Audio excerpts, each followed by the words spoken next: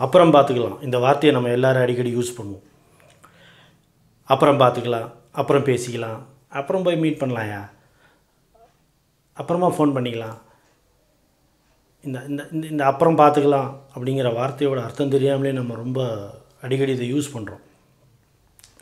Tea coffee இருக்குது பார்த்தீங்களா, ஒரு 6 மணி நேரம் கழிச்சு அப்புறமா குடிச்சிக்கலான்னு வச்சு பாருங்களேன், குடிக்கவே முடியாது. தேங்காய் சட்னி இருக்குல்ல, அப்புறமா சாப்பிடலான்னு வச்சு பாருங்களேன், சாப்பிடவே முடியாது, கெட்டு போயிடும்.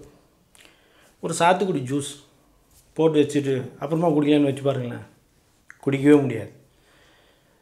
இது மாதிரி அப்புறமான்னு நம்ம எந்த செயலாம் செய்யணும்னு நினைக்கிறோமோ அதனால் அந்த செயல்னால் நமக்கு பலனே கிடைக்காது. ஸோ இதுலேருந்து அந்த அப்புறங்கிற வார்த்தை எவ்வளோ டேஞ்சரான வார்த்தை பார்த்தீங்களா. சில பேர் தாய் தகப்பனை விட்டு வெளியூரில் வேலை செய்வாங்க.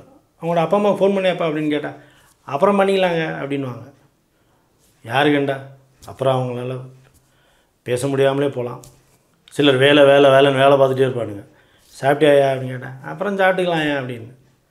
அவன் சம்பாரித்து கையில் காசு வர்றப்ப அவனோட ஹெல்த்து அவன் கையில் இருக்காது.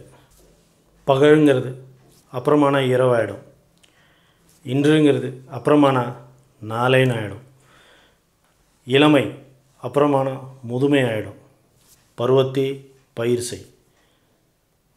தமிழில் எனக்கு பிடிக்காத வார்த்தை அப்புறம். இப்படி சொல்லி தான் அப்புறமா ரீல் பண்ணலான்னு 2 நாள் ரீலே பண்ணல. எனக்கு 2 ரீல் வேஸ்ட்டாக போச்சு இந்த அப்புறம்னால.